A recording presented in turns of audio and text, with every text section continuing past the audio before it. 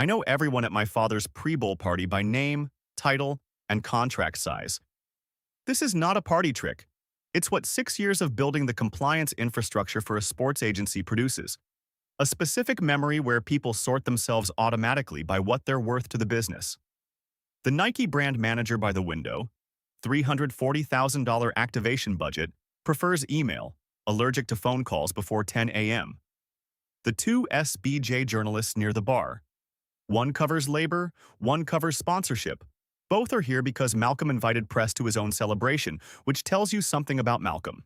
The Under Armour rep talking to Blaire, mid-level, regional, has never once asked me a compliance question in 3 years of working together. I could tell you more about every person in this room than they've told my father in a decade. This is, I'm realizing, my only mistake. Julian is 12 and sitting by the door in his favorite player's jersey. He comes to these things because I bring him. And I bring him because industry nights are how you learn an industry before anyone will teach it to you. He's been watching rooms like this since he was 9. He knows how to read them. Who's performing? Who's actually working? Who came to be seen versus who came to see? Tonight, he's going to see more than I planned. At 8:47 p.m., my father raised his glass. The room quieted the way rooms quiet for Malcolm Wexley. Not because people are afraid of him, but because he built something real over 18 years and earned a certain attention. I watched it happen the first time when I was 24. I've watched it every year since. He talked about the agency, about growth, about the next chapter. He said all the right things in the right order, the way someone does when they've rehearsed without letting it sound rehearsed. Then he announced Blaire as managing director, effective immediately. The room applauded. Blaire raised her glass. She had the expression of someone who had been told not to smile too wide and was partially succeeding. My father looked at me. Noah built the foundation, he said. Contracts, compliance, the paperwork. Classic Noah. Head down, nobody sees it. But the agency needs someone who knows how to be in the room. Close deals. Build relationships that turn into revenue. He paused. 28 people in this room, and I was aware of all of them. Backroom work is valuable, son, but front office isn't for you. Blaire added, to moving forward, and to the right people leading the way. The room drank. For the record, every single contract in this room exists because Noah built the compliance structure to hold it. Blaire has been at the agency 4 months.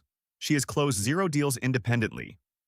But she does have an MBA, which apparently counts for something. We're told it counts for a lot. The 18 people applauding seem to agree. Julian's hand was gripping the armrest of his chair. He looked at me. Quiet, the way he gets when he's processing something he doesn't have language for yet. Dad, I put my hand on his shoulder. We didn't need to finish that sentence. I found my father before we left. Good party, I said. I shook his hand. He held it a second longer than necessary, the way people do when they want to say something and haven't decided whether to say it. He didn't say it. I found Julian by the door. Get your jacket. We left at 9:04. I didn't look back. Not dramatically. There was just nothing I needed to see on my way out. I'd already seen everything in that room I needed to see, and I'd been seeing it for 6 years. The drive takes 40 minutes on a normal night. Julian was quiet for the first 20. He had his elbow on the door and was watching the highway the way he does when he's working through something. You okay? He said finally. Yes. You don't seem... I'm okay, Julian. I changed lanes. I need to drop you home and make one update. What update? A form? He looked at me. He's 12, but he's been watching rooms full of adults since he was 9, and he knows when a question isn't going to get a fuller answer than the one already given. He turned back to the window. I got home at 10:52. Made coffee because the next part required a clear head, though it wasn't going to take long. Opened the laptop. Navigated to the National Sports Agency Licensing Registry, the federal database where all active sports agency compliance officers are registered, authorization codes assigned, and employment status maintained. My entry read, Noah Wexley, Chief Compliance Officer, Wexley Sports Group, active. I clicked Update Employment Status. Uploaded the resignation letter I'd written 7 days ago. Set status to Former/Independent. Confirmed. Saved. 11:37 p.m. 11 minutes total. I want to be precise about what this was and what it wasn't. It wasn't a move. It wasn't timed. It wasn't designed to do anything except accurately reflect the fact that I no longer work for Wexley Sports Group, which I have not worked for since the moment I shook my father's hand and walked out of his party. A compliance officer who fails to update their registration when their employment status changes is in violation of federal sports agency regulations. I have spent 6 years making sure Wexley Sports Group was never in violation of anything. I wasn't going to start now on my own behalf. I updated the form because the form needed to be updated. That's the whole explanation. There was a second tab already open. Clearline Sports Group LLC. Registered 3 weeks ago. 1 client, 1 authorization code, 2 signatures on every document. Marcus Reeve, wide receiver, 23 years old, NFL Draft 2026. I'd been representing Marcus for 4 months. Every contract reviewed by a sports attorney. Every authorization logged twice. Everything exactly as it should be. I'd been building Clearline for 3 years while I built Wexley's compliance structure.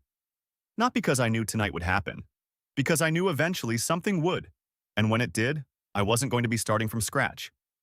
At 11:58 p.m., I posted on LinkedIn. Proud to announce Clearline Sports Group. Our first client deserves representation built on actual compliance, not borrowed credentials. Integrity isn't a selling point. It's a baseline. No tags, no context, no explanation of what had happened 4 hours earlier. I closed the laptop and went to bed. Blaire Wexley has been using Noah's authorization code for 4 months to approve deals. She did not tell him. She did not update the registry. She did not apparently consider what happens when someone checks. Someone is about to check. Monday, February 9th, 2026. Super Bowl 60 day. At 10:23 a.m. ESPN, Brand Integration Coordinator Patricia Langford opened the NSALR portal to run a standard authorization verification before sending final payment approval for Devin Harmon's jersey campaign. $340,000. Jersey integration in the halftime promo. Most watched broadcast of the year.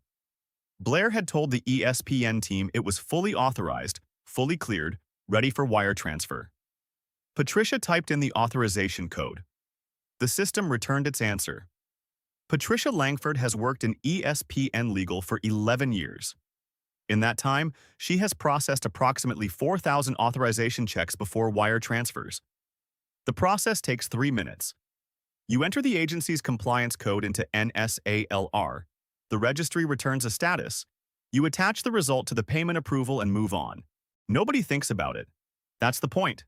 It's supposed to be the boring part. She ran the check on Devin Harmon's deal at 10:23 a.m., Super Bowl 60 day. The halftime promo was going to air in approximately 9 hours to an audience of 112 million people.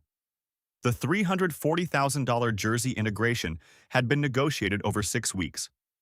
Blaire Wexley had confirmed authorization 3 separate times in writing. The wire transfer was the last step. Patricia entered the code. The registry returned. Compliance officer on file. Noah Wexley. Status: inactive. Updated February 8th, 2026, 11:37 p.m. Authorization code no longer valid. She looked at the screen for a moment. Looked at the clock. 10:23 a.m. Deadline to confirm payment approval, 1200. Then she looked at the contact file for Wexley Sports Group and found one active number for the compliance officer on record. She called it. I was standing on the south side of the practice field when my phone rang. Marcus had been working on his release timing for 40 minutes. The specific adjustment his route coach wanted before the combine. A half-second hitch on the outside brake that wasn't showing up on film but that Marcus felt in his hands. I'd been watching it with a coffee that had gone cold about 20 minutes earlier. The adjustment was there. You could see it when the ball arrived. Unknown number. I picked up. The woman introduced herself. Patricia Langford, ESPN Legal. She explained the situation in the specific tone of someone who is keeping their voice level because the alternative is not useful right now.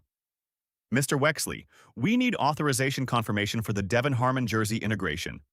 Our deadline is 12 o'clock. I updated my status last night, I said. I'm no longer with Wexley Sports Group. A pause. We have a Super Bowl slot. I understand. I'm sorry I can't help. I hung up. On the field, Marcus ran the outside break again. The hitch was gone. Clean release, ball arrived on time, exactly where it needed to be. His route coach made a note on his clipboard. I finished the cold coffee. To be precise about what just happened, Noah did not know about the Devin Harmon deal. He did not know Patricia Langford existed.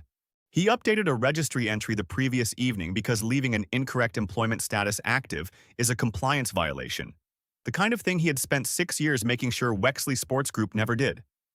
What happened next is what professionals call a natural consequence. What Malcolm Wexley was about to call it would be considerably less technical. ESPN called Malcolm at 10:31 a.m. He was in his kitchen. 3 guests from the previous evening's party were still at his table. 2 brand managers, one from Nike and one from Under Armour, who'd stayed over after the party ran long, and a journalist from Sports Business Journal who covered agency moves and had been at the party specifically because Malcolm had invited him to cover the Blaire announcement. Malcolm had been taking calls on speaker for 20 years. Old habit. It projected the casual command that said, "I have nothing to hide and nowhere more important to be." He answered on the 3rd ring. "Mr. Wexley, this is Patricia Langford from ESPN Legal. We have a situation with the Devin Harmon authorization. Your compliance officer updated his professional status last night at 11:37 p.m. The authorization code on file is no longer valid. Without an active compliance officer, we cannot proceed with payment approval. Our deadline is 12 o'clock. The kitchen was quiet. Malcolm looked at the phone in his hand. The journalist from Sports Business Journal, whose name was Greg, and who had been at last night's party writing a piece about the future of boutique sports agencies, with the Blaire announcement as the centerpiece, reached into his bag and took out a notebook. Malcolm went pale. Malcolm Wexley announced Blaire as managing director of Wexley Sports Group 11 hours before this phone call. He did it on speaker in front of 28 industry contacts, with champagne, with the specific confidence of a man who had built something over 18 years and believed he understood it completely. 3 of those 28 contacts are now watching him receive this call on speaker in his kitchen. The journalist has opened his notebook. Malcolm has been reading Sports Business Journal every Monday morning for 18 years. He is about to appear in it under different circumstances than he planned. He called Blaire before he called anyone else. Blaire called me 37 seconds later. I watched her name appear on my screen and put the phone face down on the passenger seat of my car, then 38 more times over the next 5 hours. I know the exact number because I counted them while I was driving Marcus back from the practice facility. He asked me at one point if I needed to get that. I told him no. He looked at the screen, face down, buzzing periodically, and didn't ask again. The timeline after that I reconstructed later, partly from industry contacts and partly from what ended up in print. 12:04 p.m., ESPN formally canceled the Super Bowl slot. The promo would air without Devin Harmon's integration. 12:17 p.m., Devin Harmon's manager was notified. 12:45 p.m., Devin posted in X, actively seeking new representation after our Super Bowl opportunity was mishandled. Industry recommendations welcome. No names. In sports agency, no names is the same as full names. Everyone knew. 1:03 p.m., Greg from Sports Business Journal sent Malcolm an email. Subject line: Devin Harmon situation, comment before publication. By the time I got home, my phone had accumulated 39 calls from Blaire, 17 from Malcolm across 2 different numbers, and 63 messages in the family group chat. I scrolled through them in the parking garage before going upstairs. My mother. Noah, що ти зробив? Blaire. Ти знищив мою кар'єру. Blaire again. Ти знаєш, скільки це коштувало? 340 тисяч Noah. Malcolm. Передзвони. Це не час для ігор. Blaire again. Numbers, capitalization, the specific register of someone whose public moment has collapsed and is looking for a place to direct that. I read every message. I did not respond to any of them. At 2:15 p.m., I posted a photo on LinkedIn. Julian at flag football practice. Mid-route, full extension. The specific moment of a 12-year-old who has just figured out that he's faster than the defender covering him, and the ball is already in the air. I'd taken it 2 weeks earlier on a Thursday afternoon. I'd been meaning to post it. The caption: "The only deal that matters doesn't need a compliance code. My son ran his first post route today. 100% authorized. 100% ours." I tagged nobody. The two brand managers who had been sitting at Malcolm's kitchen table that morning, who had heard the ESPN call on speaker, who had watched Malcolm go pale, who had seen the journalist open his notebook, were among the first 12 people to like it. I noticed that. I want to be precise about what I felt when I noticed it. Not satisfaction exactly. More like the specific recognition that comes from understanding a system well enough to know when it has worked correctly. At 5:30 p.m., Sports Business Journal published online. Wexley Sports Group loses $340,000 ESPN deal hours before Super Bowl due to compliance authorization lapse. The article was 4 paragraphs. It named Devin Harmon. It named the deal value. It named Wexley Sports Group. It did not name me. The relevant sentence read, "The agency's compliance officer updated his professional status the evening prior, rendering existing authorizations invalid. ESPN confirmed the Super Bowl slot was canceled at 12:04 p.m., following a failed authorization check." The evening prior. In a 4-paragraph article in Sports Business Journal on Super Bowl day, those 3 words do as much work as a name would do, and they carry something a name doesn't. The implication that the timing was noted, and that the industry would draw its own conclusions about what it meant. Marcus Reeve reposted my LinkedIn at 6:47 p.m. His caption: "This is why I chose Clearline." By midnight, it had 2,847 likes from industry contacts, agents, scouts, brand managers, and 3 sports journalists I recognized. I went to bed at 10. The Sports Business Journal article ran 4 paragraphs on Super Bowl Monday evening and was the 13th most read piece on their site that day, which is remarkable considering it competed with 12 pieces about the actual Super Bowl. By Tuesday morning, it had been shared 847 times across LinkedIn and X combined. Most of the shares came from sports agency professionals, compliance officers, brand partnership managers, and scouts, the specific segment of the industry that reads SBJ on Monday mornings and understands exactly what compliance authorization lapse means in practice. The article named Wexley Sports Group. It named Devin Harmon. It named the $340,000 deal value and the 12:04 p.m. cancellation. It did not name me. The sentence that did the work was the same one I'd read Monday night. The agency's compliance officer updated his professional status the evening prior, rendering existing authorizations invalid. In 4 paragraphs about a $340,000 Super Bowl deal that collapsed on game day, that sentence is the one people read twice. It answers the question everyone has: how does something like this happen? And it answers it in a way that generates a follow-up question nobody in the article could address. Why did the compliance officer update his status the evening prior? The industry drew its own conclusions. Marcus Reeves' repost had 2,847 likes by the time I checked it Tuesday morning. The comments were from agents, brand managers, scouts, 2 journalists, and a handful of athletes I didn't recognize. The majority said some version of the same thing. Noted. Julian found the article at breakfast. Not from SBJ directly. He doesn't read SBJ, he's 12. But from reposts by 3 different people his age whose parents work in sports. Kids in his flag football league. He was eating toast when I came downstairs and he had his phone tilted at the specific angle. That means he doesn't want me to see what he's reading, but isn't actually trying to hide it. I poured coffee. Sat down across from him. He put the phone face up on the table. The SBJ article was open. "Did you do something on purpose?" he said. "I did exactly what I was supposed to do. Updated 1 form." He thought about that. "So you just told the truth?" I stopped pretending something was still true when it wasn't. Julian chewed his toast for a moment. Looked at the article. Looked at me. "That's the smartest thing I've heard all week," he said. He picked up the toast and went back to reading. I drank my coffee. Outside the kitchen window, the Tuesday morning looked exactly like every other Tuesday morning. Julian Wexley is 12 years old and has been watching his father work since he was old enough to sit in the back of a car during industry events without complaining. He has never once heard Noah describe what he does as important. He has watched it be treated as unimportant by people who should have known better.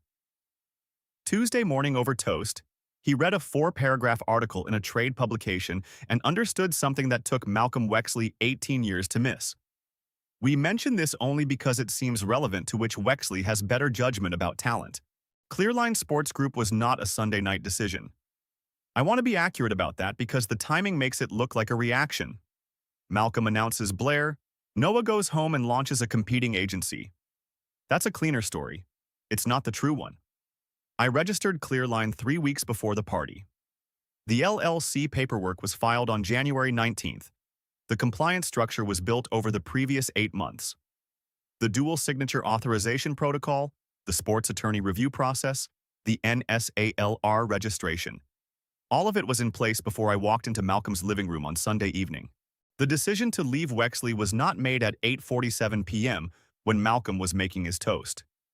It was made incrementally over 3 years, the way most decisions that look sudden are actually made. One small clarity at a time, each one adding to the next until the pile is large enough that a single evening just gives it somewhere to land. The way Clearline actually came together is more useful than the clean version. Marcus Reeve found me through a referral. 12 months before he signed with Clearline, a university compliance officer named Terrence Webb had a problem.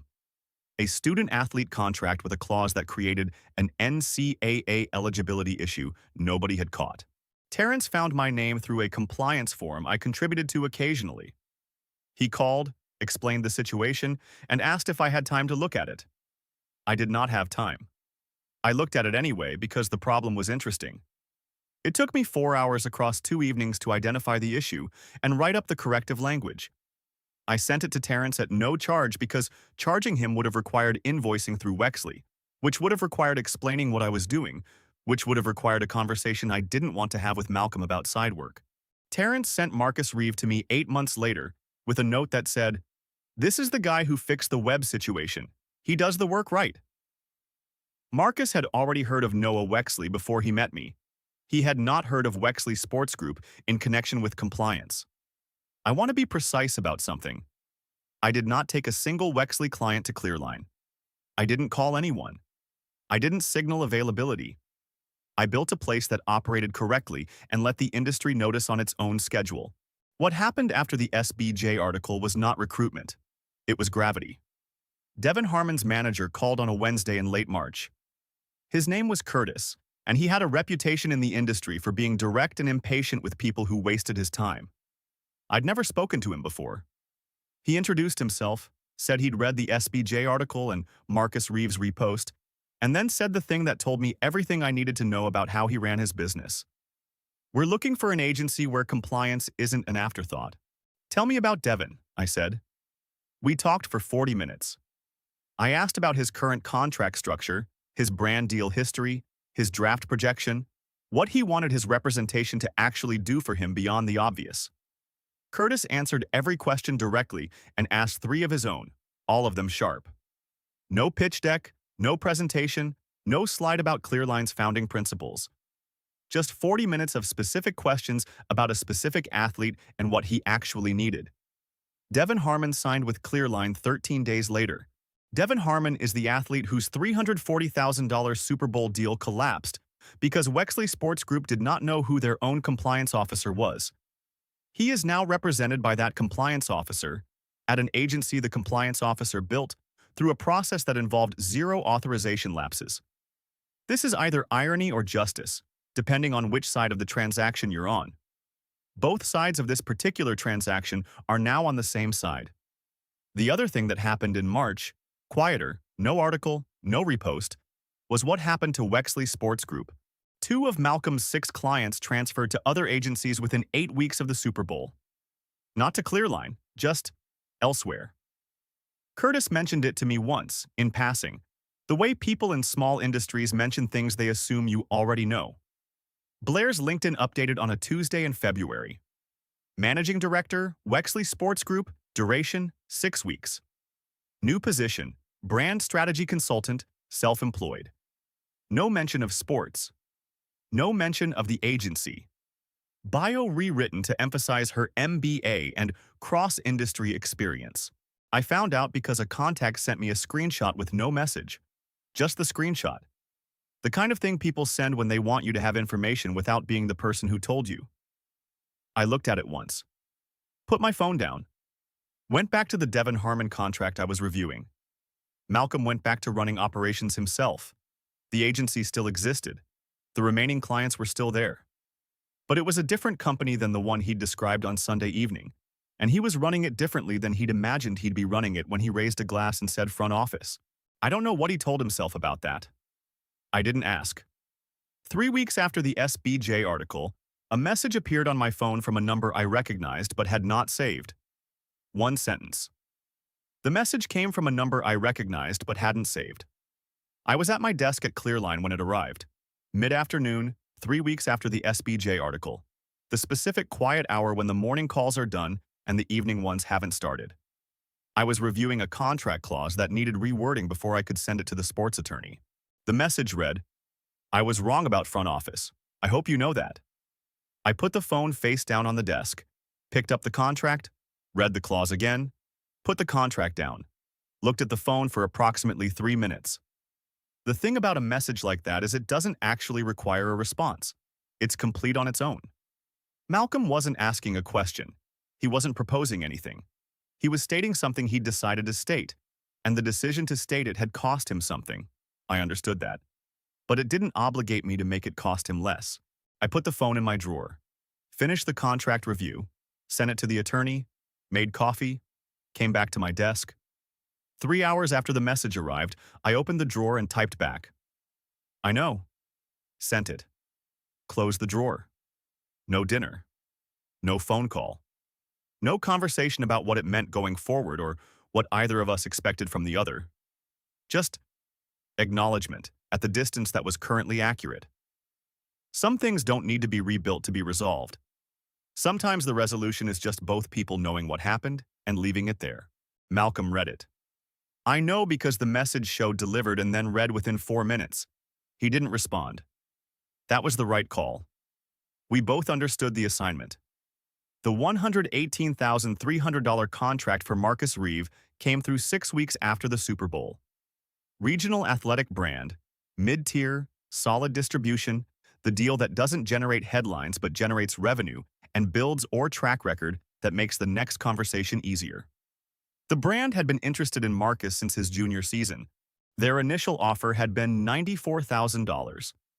After 2 weeks of negotiation, every counter-offer documented, every clause reviewed by the sports attorney, every number justified against comparable deals in the market, we landed at $118,300 with a performance escalator that could take it to $140,000 by year 2. Not Super Bowl money. Real money. Built on real numbers, for a real client, with nothing in the contract that required explanation after the fact. I printed the final version and brought it to Marcus at the practice facility. He read every page. Not skimming, actually reading, stopping at clauses he didn't understand and asking what they meant, which was a habit I'd spent 4 months cultivating deliberately because an athlete who reads his own contracts is an athlete who doesn't get surprised by them later. He got to the end. Looked up. "There's nothing hidden in here," he said. "There never will be." He signed on the last page. Dated it. Slid it back across the table. We shook hands. That was it.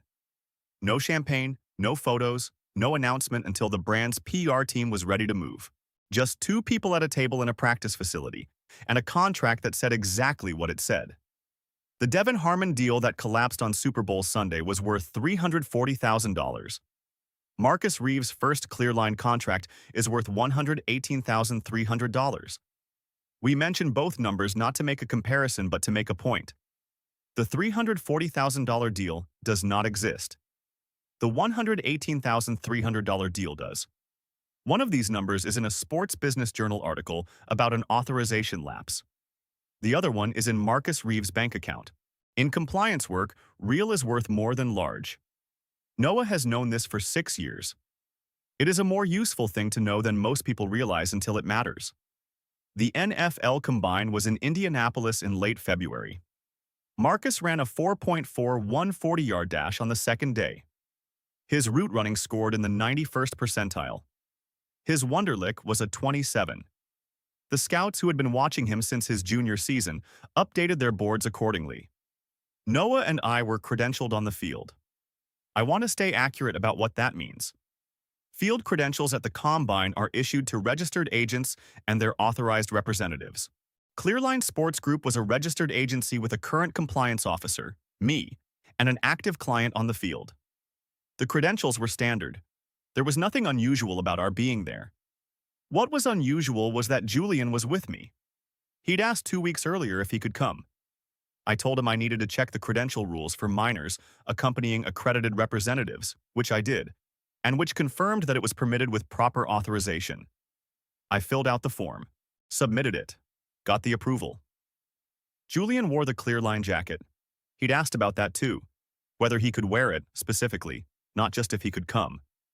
He asked it the way 12-year-olds ask things they've been thinking about for a while and have decided constitutes a real request. I told him yes. He wore it the entire day without taking it off, including during the 40-yard dash segment when it was cold enough on the field that most of the people around us were moving to stay warm. Julian stood completely still and watched Marcus run. 4.41 seconds. Julian made a sound that wasn't quite a word. The specific sound of someone whose expectations were already high and who just watched them get exceeded. I didn't say anything. We watched the next athlete line up. Malcolm was in the stands. I saw him during the route running drills. Upper section, west side, the area where observers without field credentials watch from above. He was with someone I didn't recognize, both of them with programs, both of them watching the field. He saw me at approximately the same moment I saw him. Neither of us reacted. No nod, no acknowledgement, no deliberate looking away. He was in the stands because he was running a sports agency, and his remaining clients had prospects at the Combine, and that was where you went when your clients had prospects at the Combine. I was on the field because my client was running drills, and I was his credentialed representative. We were both exactly where our current situations put us. That's not a statement. It's just geography. Julian didn't notice him. Or if he did, he didn't say anything. He was watching Marcus run a post route in the drill segment, tracking the ball from release to catch with the focused attention of someone who has been watching his father work long enough to understand what he's looking at. Marcus caught it clean. Julian made the sound again. Malcolm sent a message that evening, after the Combine had wrapped, and we were in the car back to the hotel. Julian was asleep in the passenger seat within 20 minutes of leaving the facility. Combine days are long even when you're not the one running drills. I drove in quiet and checked my phone at a red light. Marcus has a good release. 3 words that carried about 18 years of subtext. I read it twice. At the hotel, after I'd gotten Julian settled, I sat on the edge of the bed and looked at the message for a while. Then I went to Julian's room and knocked. He was still awake, looking at Combine footage on his phone. I showed him the message. He read it.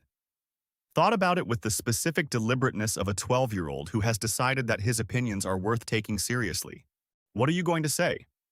Nothing. He's right. Julian considered that. Nodded slowly, the way he nods when something has confirmed something he already suspected. I went back to my room, put the phone on the nightstand, opened my laptop. Devin Harmon's contract review, the final version before signing tomorrow morning. 3 clauses that still needed language adjustment. 1 performance threshold I wanted to push higher before we presented it. The sports attorney had flagged 2 formatting issues that weren't substantive but needed to be clean before execution.